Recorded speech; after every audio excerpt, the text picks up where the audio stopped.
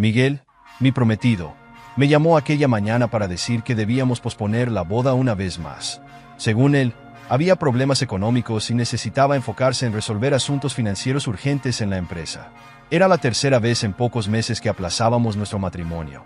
Y aunque sus razones siempre sonaban razonables viniendo de alguien tan responsable con el dinero, esta vez algo no me cuadraba. Lo que no sabía en ese momento era que la verdadera razón no tenía nada que ver con la empresa, sino con el embarazo de Luisa, su secretaria, quien estaba a punto de dar a luz a su hijo. Más tarde ese mismo día, mientras revisaba los mensajes en el grupo de WhatsApp de mis amigas, me encontré con una imagen que me dejó paralizada. Carolina, una de mis amigas, había enviado accidentalmente una foto al chat equivocado. Miguel salía de una clínica prenatal junto a Luisa. Ella, con un vestido que marcaba su avanzado embarazo, y él, sosteniéndola con la misma ternura con la que solía tocarme a mí. Aunque Carolina eliminó la foto inmediatamente, ya era demasiado tarde. Mis ojos la habían visto y mi mente no lograba procesarlo. Las notificaciones comenzaron a llegar en cascada. Ana, perdón, eso no era para este grupo. Ana, necesito hablar contigo. Ana, por favor, contesta. Ignoré todos los mensajes. No podía moverme, no podía hablar. Solo podía intentar respirar mientras sentía que mi mundo se desmoronaba. 8 años de relación, creyendo que Miguel era el hombre perfecto, detallista, atento y siempre consciente de nuestras necesidades como pareja. Pero las señales estaban ahí. Y ahora, viéndolo en retrospectiva, me sentí como una completa idiota. Las llamadas que atendía en privado, las reuniones que terminaban demasiado tarde, los mensajes que escondía cuando yo me acercaba, incluso el cambio de la contraseña de su celular alegando motivos laborales. Todo había estado frente a mí y no quise verlo. Me levanté de mi escritorio y fui al baño. Necesitaba mirarme al espejo y entender quién era esa mujer que veía.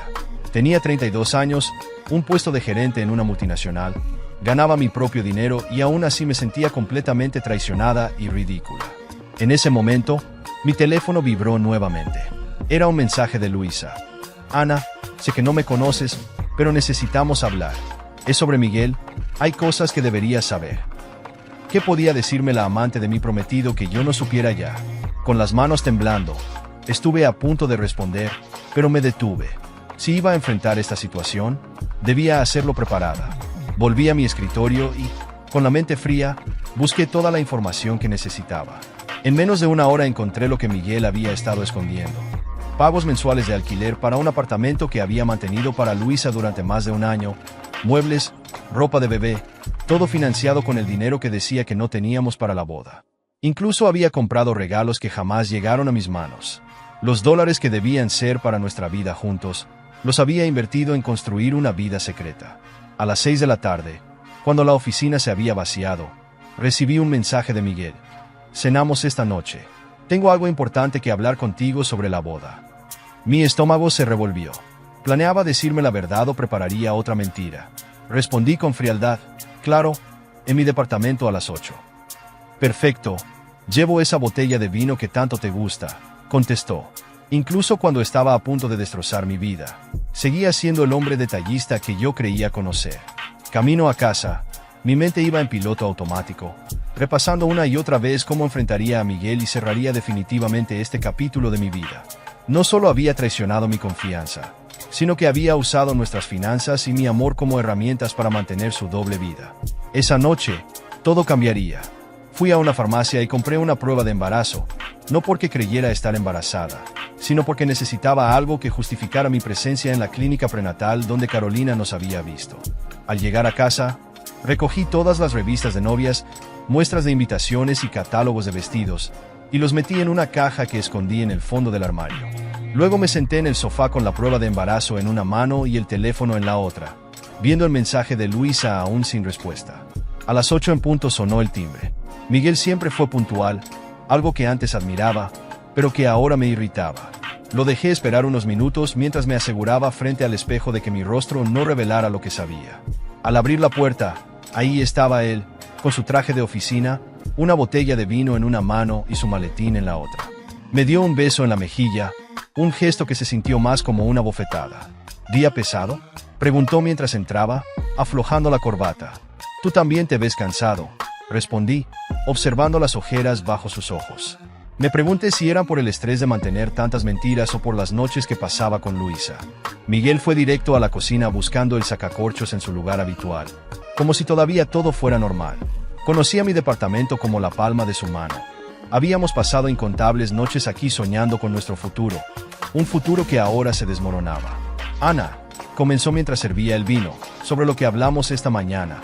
Espera, lo interrumpí. Antes de que sigas, hay algo que necesito mostrarte. Fui al baño y regresé con la prueba de embarazo en la mano. Su rostro perdió el color inmediatamente. ¿Estás? Su voz temblaba. No, respondí con frialdad. Pero es curioso que esta sea tu primera reacción, considerando que no hemos tenido relaciones en los últimos 3 meses. Siempre estás demasiado cansado o estresado por el trabajo, ¿verdad? Miguel se quedó inmóvil. El vino, olvidado sobre la mesa.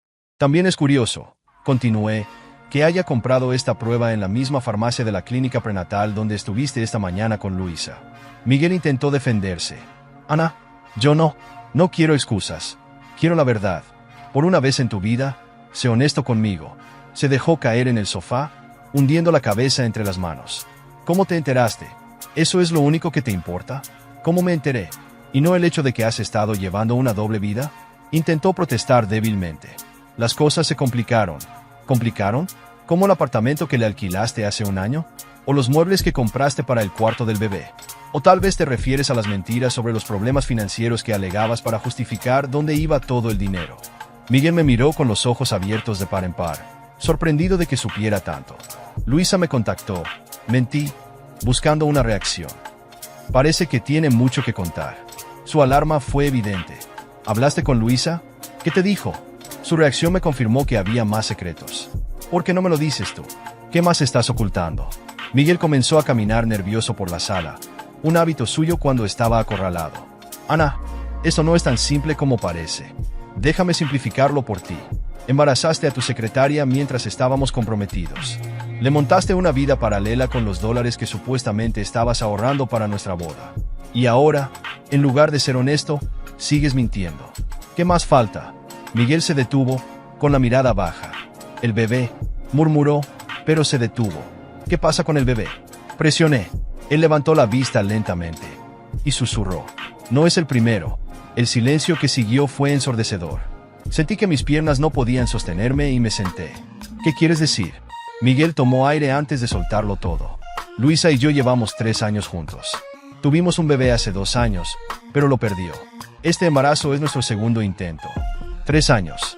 Todo el tiempo que pasamos planeando nuestra boda, mientras él me prometía amor eterno. Mi mundo, el que habíamos construido juntos, se desmoronaba, y me quedaba claro que nunca había sido real. Mientras hablábamos sobre formar una familia, él ya tenía otra. Vete, dije con la voz apenas audible. Ana, por favor, déjame explicarte. Vete, grité, lanzando lo primero que encontré. La botella de vino que había traído se estrelló contra la pared, manchando de rojo el papel tapiz que habíamos elegido juntos. Miguel retrocedió, tomó su maletín y se dirigió a la puerta. Antes de salir, se detuvo.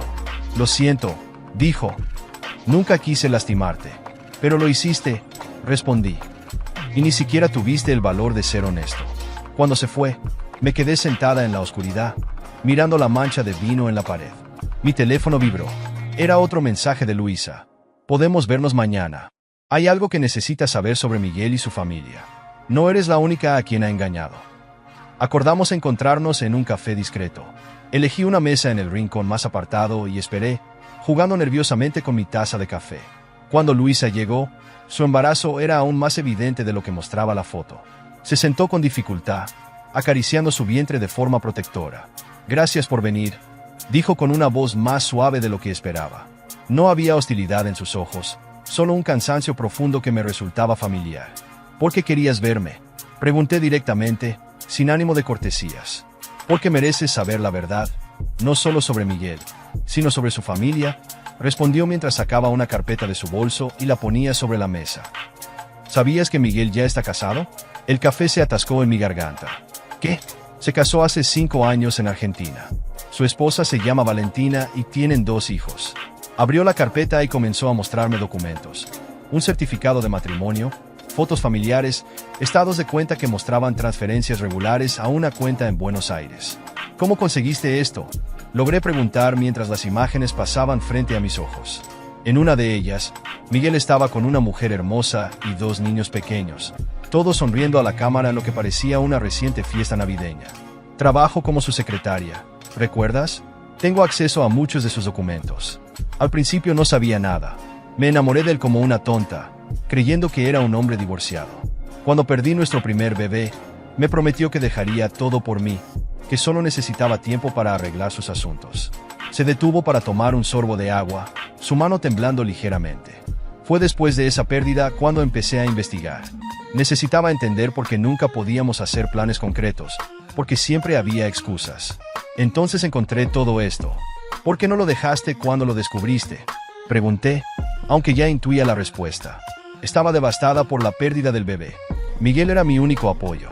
Y cuando me enteré de que estaba embarazada de nuevo, se tocó el vientre instintivamente. Pero hay más. Su padre, don Roberto, maneja un esquema de empresas fantasma. El dinero que Miguel dice que gana en la empresa familiar, gran parte proviene de negocios ilegales. Me mostró más documentos, registros bancarios, transferencias sospechosas, empresas que solo existían en papel. ¿Por qué me cuentas todo esto ahora? Porque tengo miedo, admitió, su voz quebrándose. Hace una semana encontré algo que no debía. Documentos sobre propiedades en Paraguay y transferencias enormes de dinero. Cuando don Roberto lo descubrió, me amenazó. Me dijo que si hablaba, me aseguraría de que mi bebé naciera en una celda. Un escalofrío recorrió mi espalda. Siempre había percibido a don Roberto como un hombre intimidante detrás de su fachada de empresario respetable. Ahora entendía por qué. Necesito tu ayuda. Ana, continuó Luisa. Tengo copias de todo. Los documentos de las empresas fantasma, pruebas de los negocios ilegales, incluso grabaciones. Pero no puedo usar nada de esto sin exponerme. Tú, en cambio, tienes algo que yo no: distancia y acceso al mundo de Miguel desde otro ángulo. La idea de involucrarme en este desastre me aterraba, pero también sabía que no podía quedarme de brazos cruzados. Había demasiadas mentiras, demasiado dinero sucio y demasiadas vidas afectadas. ¿Quieres que los denuncie?, pregunté con incredulidad. Quiero que hagas lo que yo no puedo hacer. Tú tienes contactos en los medios, una reputación que te respalda. A ti te escucharán. Me recosté en la silla, intentando procesar todo. Miguel no solo me había traicionado, era parte de una red de mentiras mucho más grande de lo que podía imaginar. ¿Qué hay de Valentina?, pregunté finalmente. ¿La esposa en Argentina? ¿Ella sabe algo de esto? No lo sé con certeza, pero creo que está tan engañada como nosotras, respondió Luisa.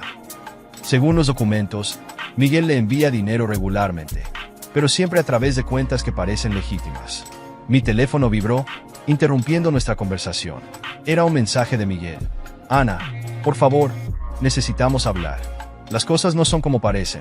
Dame una oportunidad de explicarte todo. Luisa notó mi expresión. ¿Es él? Asentí. Quiere explicarse. Ten cuidado, advirtió. Cuando lo confronté sobre Valentina, inventó una historia muy convincente, diciendo que su matrimonio era solo un arreglo legal para proteger a los niños. Tiene una explicación para todo. Me levanté de la mesa, necesitaba aire. Mi mente daba vueltas con toda esta información. ¿Qué vas a hacer?, preguntó Luisa. Primero necesito verificar todo esto por mi cuenta. No puedo simplemente confiar en tu palabra.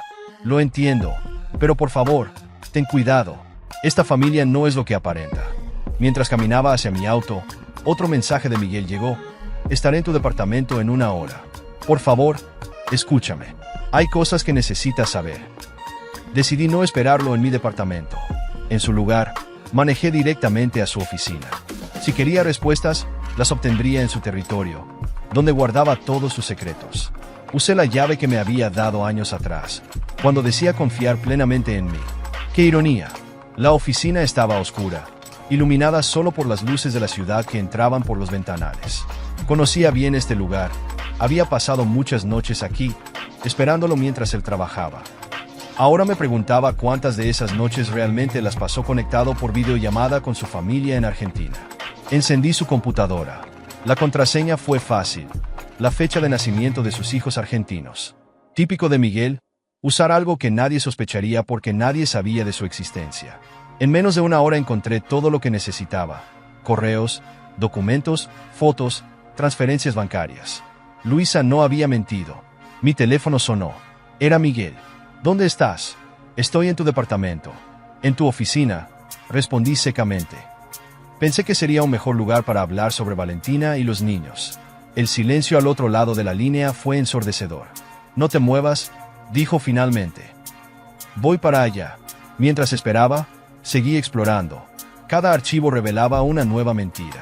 No solo tenía una familia en Argentina, también propiedades en Paraguay, cuentas en Panamá y una red de empresas fantasma que legitimaban el dinero sucio de su padre.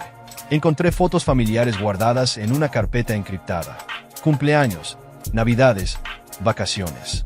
En todas, Miguel sonreía como el esposo y padre perfecto. Me pregunté si alguna vez había sentido culpa por llevar tantas vidas paralelas. Ana, su voz me sobresaltó. Estaba parado en la puerta, su silueta recortada contra la luz del pasillo. Miguel, respondí sin mirarlo. O debería llamarte Diego.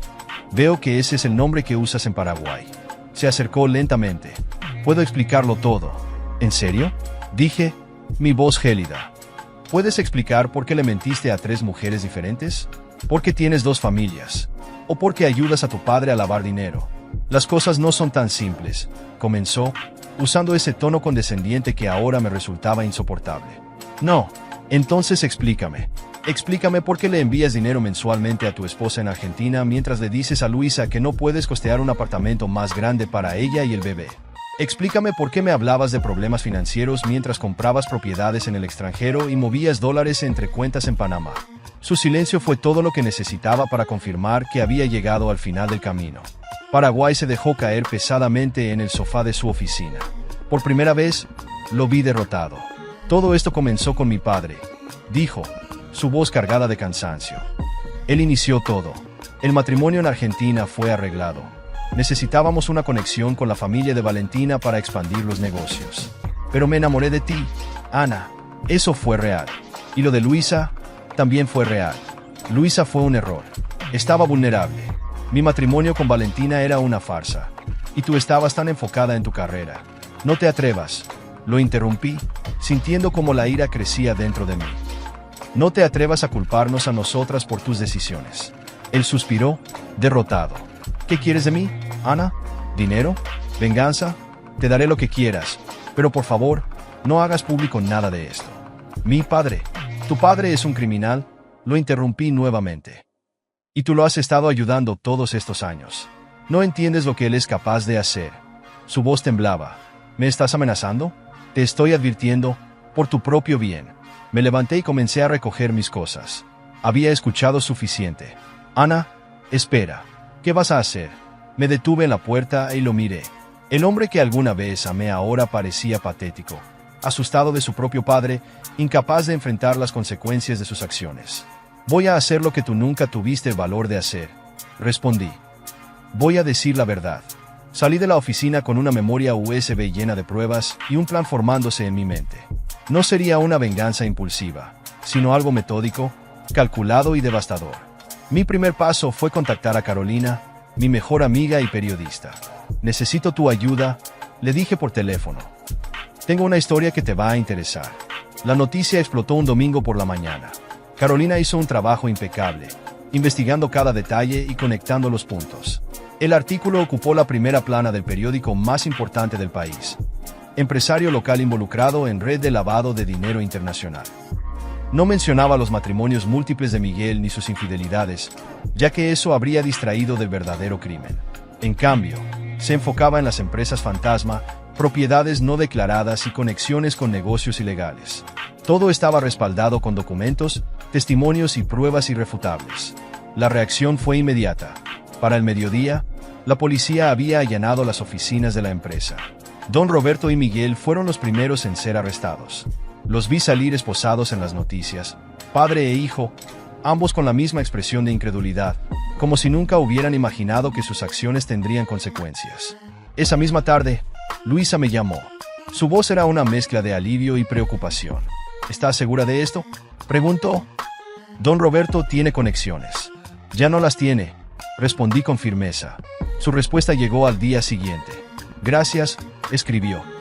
Durante años sentí que algo no estaba bien, pero no tenía pruebas. Ahora puedo proteger a mis hijos y alejarlos de todo esto. Las semanas siguientes fueron un torbellino.